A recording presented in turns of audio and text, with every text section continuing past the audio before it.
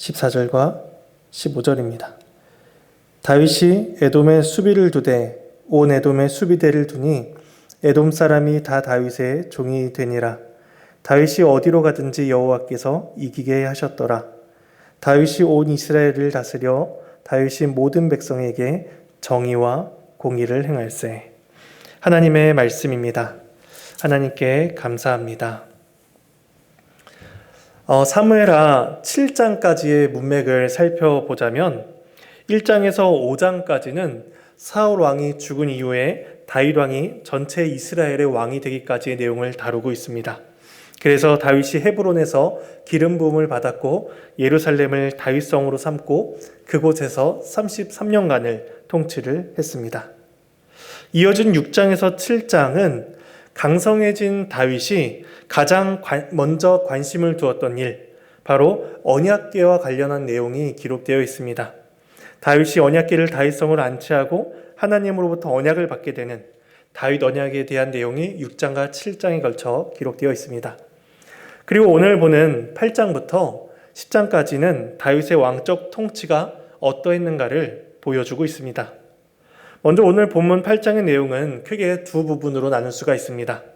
1절에서 14절까지가 한 단락이고 15절에서 18절까지가 두 번째 단락입니다. 첫 번째 단락은 다윗이 이스라엘의 주변 나라들을 정복하는 것을 보여줍니다. 그리고 두 번째 단락은 다윗이 이스라엘 국가를 잘 통치했다는 것을 말씀해 줍니다. 이 두 단락은 왕의 기본적인 역할, 외치와 내치를 어떻게 했는지를 잘 보여주고 있는 것입니다. 외부의 적들로부터 나라를 얼마나 평안하게 지켰는가, 그리고 내부의 백성들을 얼마나 살기 좋게 평안히 다스렸는가 하는 것입니다. 우리는 이러한 다윗의 통치를 살펴봄으로써 우리가 소망해야 될 것이 무엇인지를 생각해 보기를 원합니다.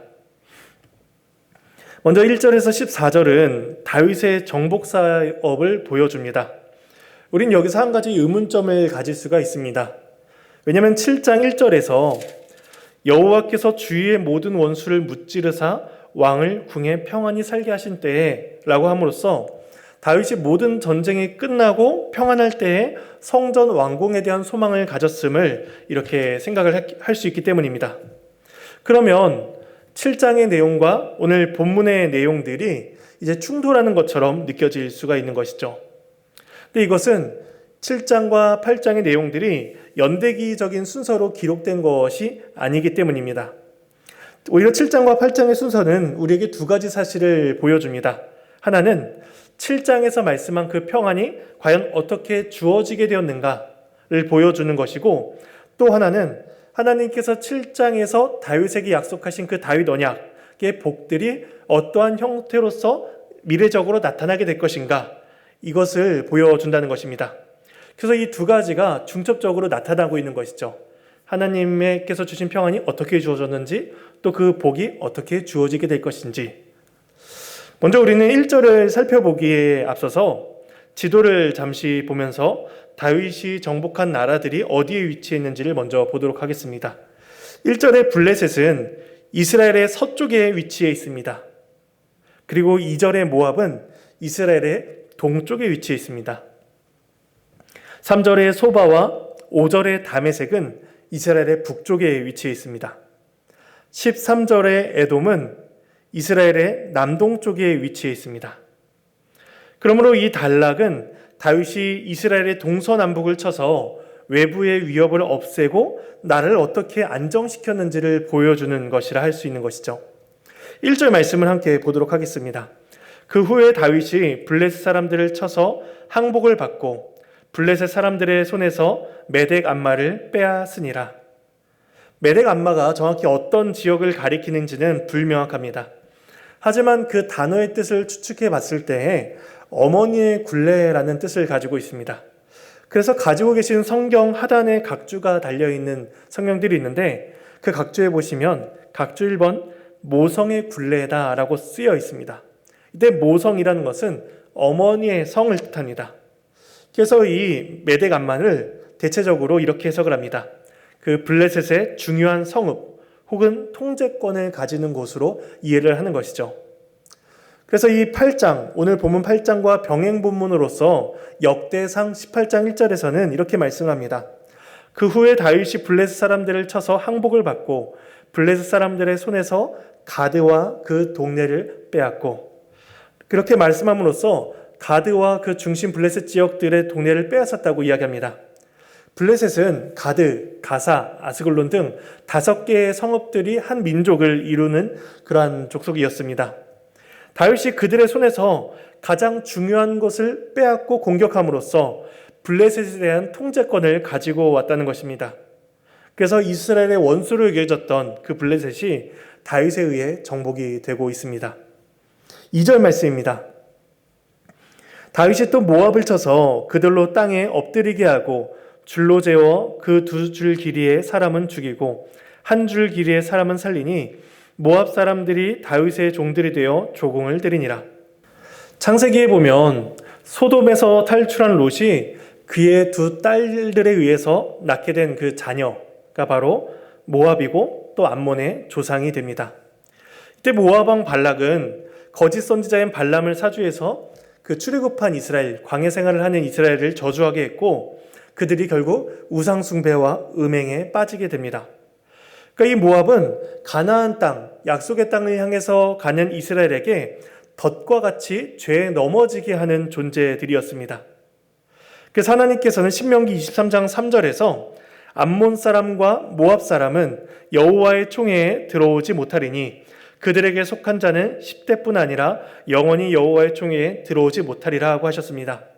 그러니까 이스라엘을 걸려 넘어지게 하는 자들, 여호와의 총회에 들어올 수 없는 자들을 다윗이 정복해 나갑니다. 다윗은 그들을 철저하게 징벌합니다.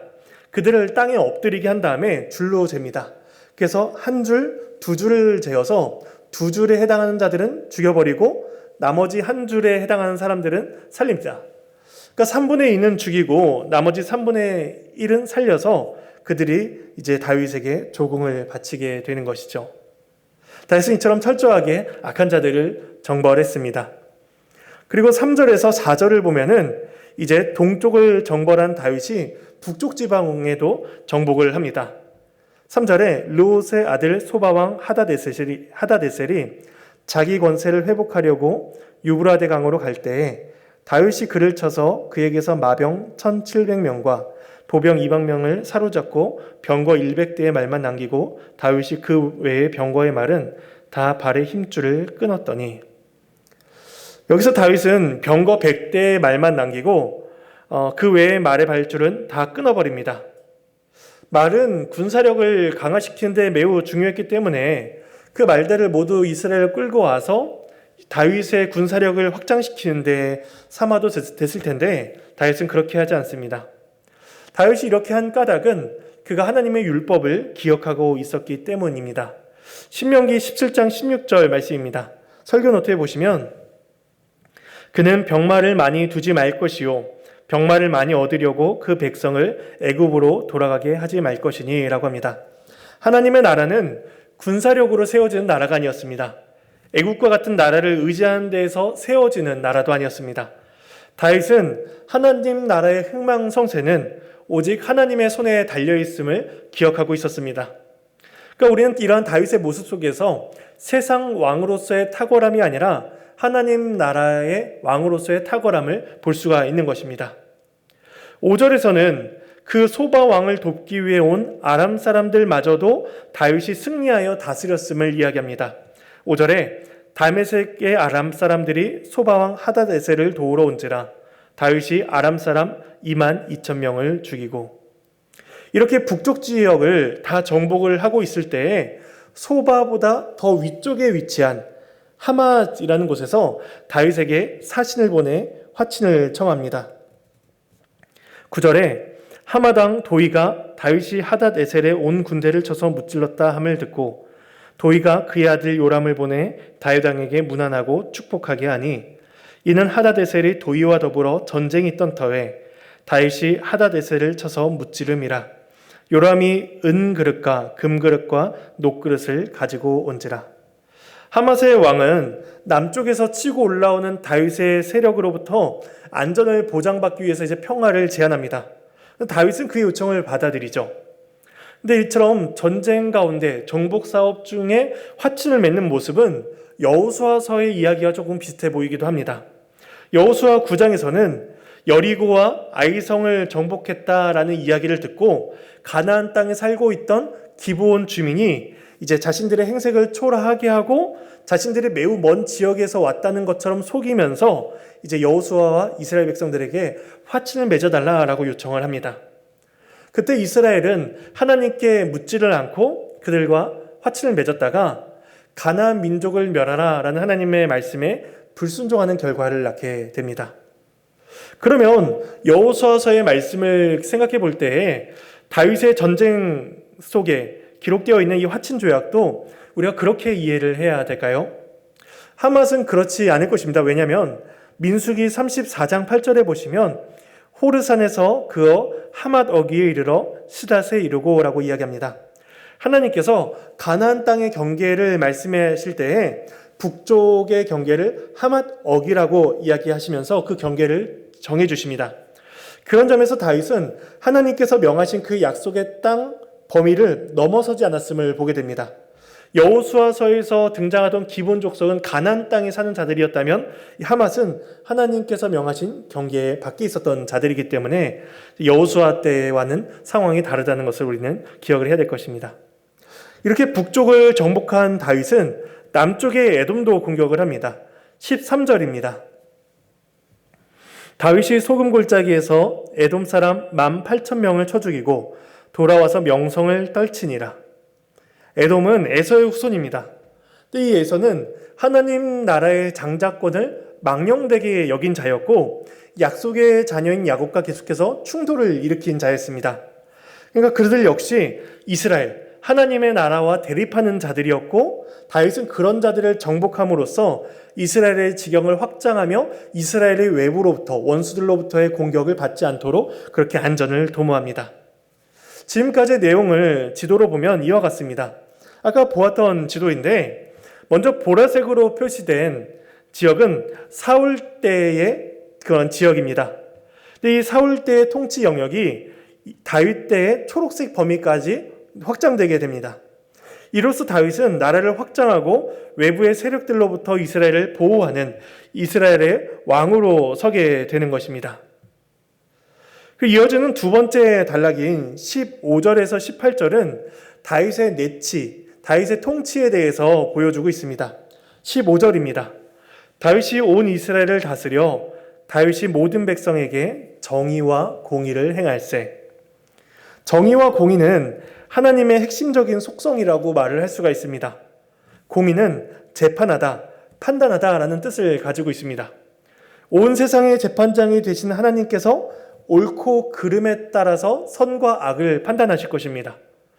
그리고 정의라는 이 말의 뜻은 옳음이라는 의미를 가지고 있습니다. 그럼 하나님은 언제 옳으실까요? 하나님은 하나님 존재 자체가 옳으십니다. 그분의 존재와 그분의 사역, 그분의 일하신 모든 것들이 다 옳으십니다. 그래서 하나님은 언제나 하나님다우십니다. 그러면 사람이 가장 옳을 때, 그때는 언제일까요? 사람은 하나님의 형상으로 창조를 받았기 때문에 하나님의 관계에서 옳음을 판단할 수가 있습니다. 죄가 없는 자, 하나님을 섬기는 자, 불의가 없는 자, 하나님의 형상으로서 자기 자리에 서 있는 자, 그 자가 옳은 자입니다.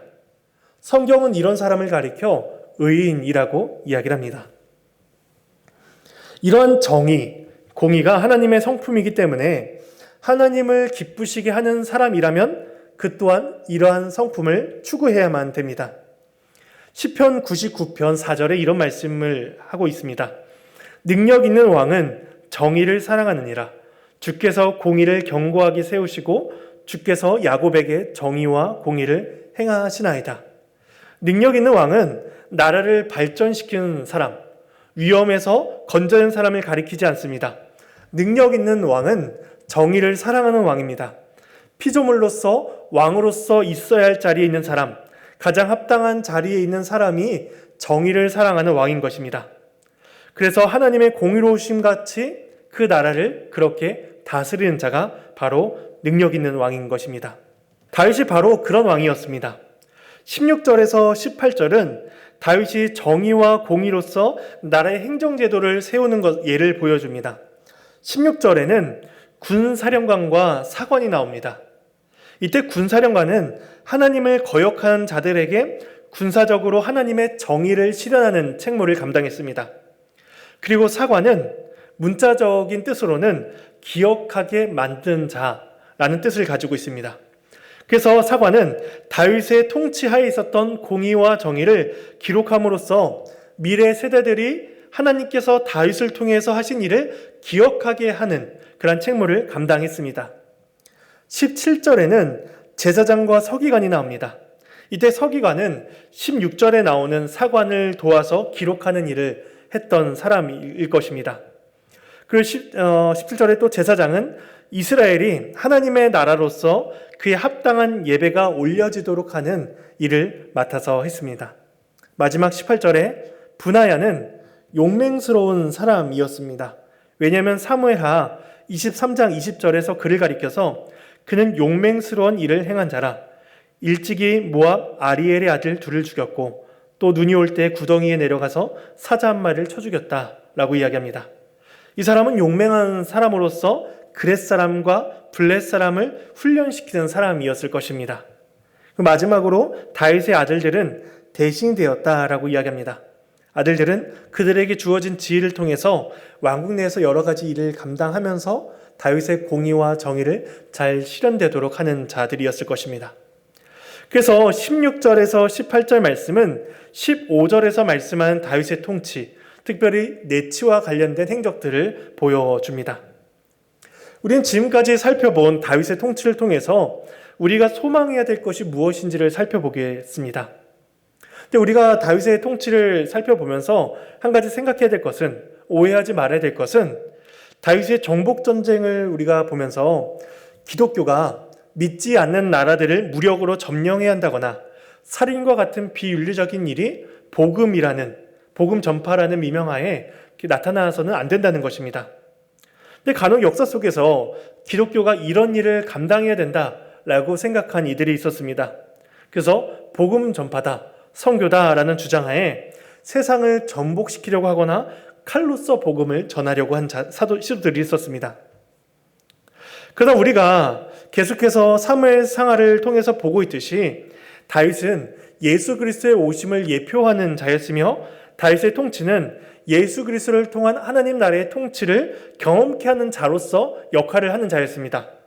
따라서 성경에 기록된 다윗의 승리는 다윗 개인의 성공, 다윗 개인의 야망을 보여주는 것이 아니라 마지막 때에 그리스도 예수 안에서 회복될 하나님 나라의 영광스러움, 죄의 세력의 파멸, 공의와 정의로 실현되는 하나님 나라의 운영을 보여준다는 것입니다.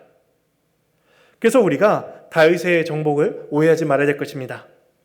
6절에서 14절을 보면은 다윗 통치의 중요한 부분을 가르쳐 줍니다.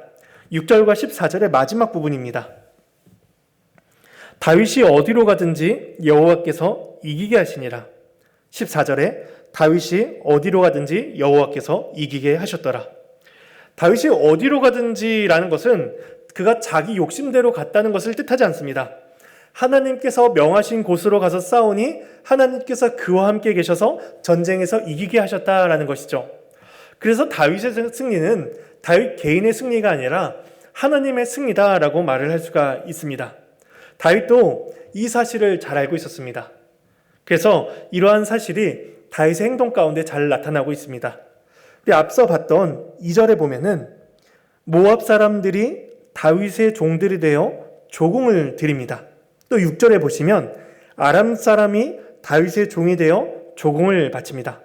또 7절에 보시면 다윗이 하닷에셀의 신복들이 가진 금 방패를 빼앗아 예루살렘으로 가져옵니다.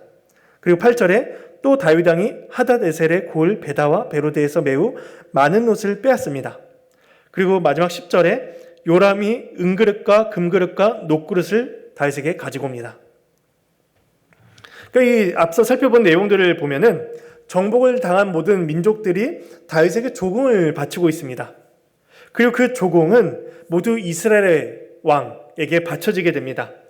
당시 고대 문화에서 전쟁에서 승리한 왕은 모든 전리품을 가지게 되고 왕이 그 중에 일부를 자신과 함께 싸운 백성들에게, 군사들에게 나눠주는 것이 일반적인 일이었습니다. 근데 11절과 12절을 보면 이어진 다윗의 행위가 나타납니다.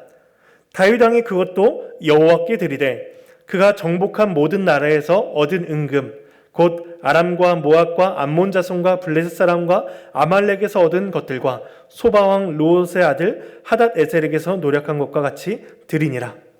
다윗이 어느 민족과 싸우든지 싸워서 얻은 모든 전리품들을 다 하나님께 드립니다. 다윗이 그저 자기 욕심에 따라서 나라를 확장시킨 것이 아니라 왕이신 하나님의 명령에 의해서 나가서 싸웠다는 것입니다. 그러므로 다윗이 어디로 가든지 여호와께서 이기게 하시니라. 이 말씀은 다윗이 가고 싶은 대로 가서 하나님 따라오십시오. 제가 이번에 이런 결정을 했으니 복 주시고 승리하게 해주셔야 됩니다. 이런 태도가 아니었다는 것이죠. 이 다윗이 어디로 가든지 여호와께서 이기게 하셨느니라. 이 말씀은 왕이신 하나님께서 자신의 장수인 다윗을 출전시키셔서 전쟁하게 하시고 승리케 하셨다는 것입니다. 그러니 다윗은 장수로서 모든 전쟁을 승리하게 하고 그 모든 전리품을 왕이신 하나님께 올려드리는 것이죠. 그래서 다윗의 통치가 갖는 한 가지 의미는 하나님께서 그의 왕이시라는 사실입니다. 그리고 15절은 다윗 통치의 또 다른 면을 보여줍니다. 다윗이 정의와 공의를 통해서 백성을 다스렸다고 하죠. 앞서 살펴본 바와 같이 공의와 정의는 하나님께 있는 속성입니다.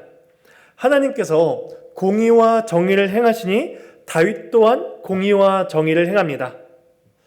어떤 주인이 집을 나설 때에, 집을 오래도록 비울 때에 한 종을 세워서 그 집을 다스리게 합니다. 그래서 주인이 없는 동안 그 종은 집의 모든 일꾼들과 살림들을 잘 돌보면서 주인의 재물이 손해를 입지 않도록 그렇게 잘 다스려야 됩니다. 그리고 자신이 일정 기간 동안 다스리는 그 일꾼들은 자신의 하인이 아니라 주인의 하인이기 때문에 자신이 함부로 하대하거나 때리거나 그렇게 대하지 않아야 되는 것이죠. 성경은 이런 종을 가리켜서 청직이라고 말을 합니다. 다윗이 하나님의 성품에 따라서 공의와 정의로서 백성을 다스렸다라는 것은 그가 청지기로서 자기의 역할을 잊지 않았다는 것을 보여줍니다. 그는 하나님을 섬기면서 하나님 밑에서 일을 해야 하는 자였고 이스라엘은 그런 다윗을 통해서 하나님 나라의 통치를 경험해야 했습니다. 만일에 다윗이 여러 방법으로서 나라를 부강하게 하고 경제적인 발전을 일으켰다고 할지라도 정의와 공의가 상실됐다라고 한다면 그는 불의한 청직이라고 판단을 받았을 것입니다. 그래서 다윗의 통치가 갖는 또 다른 의미는 그가 청지기의 사역을 통해서 이스라엘이 하나님의 다스리심을 경험케 했다는 것에 있습니다. 이처럼 다윗의 통치는 하나님께서 이스라엘의 왕이시라는 사실을 보여주고 또 하나님께서 이스라엘을 공의와 정의로서 통치하신다는 것을 보여줍니다. 따라서 우리가 다윗의 통치를 보면서 우리가 동일하게 소망해야 되는 것은 무엇이냐면 하나님께서 우리의 왕이 되셔서 우리를 위해 악한 대적과 싸워주시고 우리를 공의로서 다스려 주시기를 그것을 우리는 소망해야 됩니다. 우리의 이러한 소망이 헛되지 않은 까닭이 있습니다. 그것은 그리스도 안에서 우리가 이 모든 통치와 복됨을 누리고 있다는 사실입니다. 본문에서 나타나는 다윗의 전쟁이 다윗 이전에 있었던 전쟁과 다른 점이 있습니다. 가나안 땅에 정착한 이후에 다윗까지의 모든 전쟁은 되게 수비적이었습니다. 그러니까 주변 나라들이 이스라엘을 쳐들어오면 그들이 외부의 세력들을 막아섰습니다. 근데 오늘 본문에 나오는 다윗의 공격은 공격적으로 바뀝니다. 다윗이 블레셋으로, 소바로, 또 모압으로 그렇게 쳐들어갑니다. 다윗의 모습이 예수 그리스도를 예표하고 있다면 이 모습은 예수 그리스도께서 하나님 나라를 위해 하나님 나라를 위협하는 대적들, 죄의 요소들을 쳐서 무찌르는 모습들을 보여줍니다. 죄는 끊임없이 하나님 백성들을 공격하며 우리를 넘어뜨리려 합니다. 그래서 죄의 중심부인 메대감마를 없애지 못하면 죄의 파괴력은 영원히 사라지질 않습니다. 우리의 참된 왕이신 그리스도께서는 하나님 나라를 공격하는 죄악들을 해결하시기 위해서 이 땅에 오셨습니다.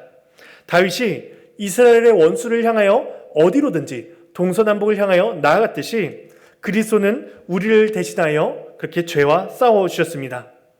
그리스도는 십자가에서 자신의 보배로운 피를 흘리사 모든 죄의 권세들을 그렇게 꺾어주셨습니다. 그리고 죄의 권세를 이기고 부활하신 그리스도께서는 하나님 나라의 공의와 정의로서 우리를 인도하십니다. 정의는 옳음을 뜻한다고 말씀을 드렸습니다. 죄로 인해 하나님과의 올바른 관계에서 이탈해버린 자들, 그들은 불의한 자다라는 선언을 받는데 불의한 자는 하나님 앞에 설 수가 없죠. 그런데 그리스도의 통치 아래에서 구원을 받은 자들은 자신이 상실했던 그 자리를 회복하게 됩니다. 정의의 상태, 인간으로서 가장 올바른 상태, 하나님과의 관계가 회복된 상태, 의인으로서 우리는 서게 되는 것입니다. 그래서 의인인 우리는 하나님 나라 안에서 그리스도의 통치를 경험하게 됩니다. 그리스도는 가장 좋은 것으로 우리를 먹이시고 가장 좋은 것으로 우리를 인도해 나가십니다. 그것이 다윗 시대의 이스라엘이 경험한 그 하나님의 통치였으며 오늘날 모든 백성들이 그리스도 안에서 누리는 복인 것입니다. 그러므로 이 땅의 모든 신자들은 다윗이 시편에서 노래한 것과 같은 그러한 고백을 할 수가 있습니다. 여호와는 나의 목자시니 내게 부족함이 없습니다. 다윗이 왕을 누려야 할 모든 것을 하나님께 올려드렸던 것처럼 또 다윗이 하나님의 성품에 따라서 그 청지기직을 온전히 감당했던 것처럼 우리도 왕이신 하나님을 섬기며 청지기의 삶을 살아야 될 것입니다. 이 일이 그리스도 예수 안에서 우리에게 주어지고 있습니다. 우리의 모든 죄의 권세를 그리스도께서 해결하셨으며 우리에게 공의와 정의로서 복된 통치를 경험케 하고 계십니다. 우리 모두가 그리스도 예수 안에서 이 은혜와 영광을, 풍성함을 누릴 수 있기를 간절히 소망합니다. 우리 함께 찬송하시겠습니다.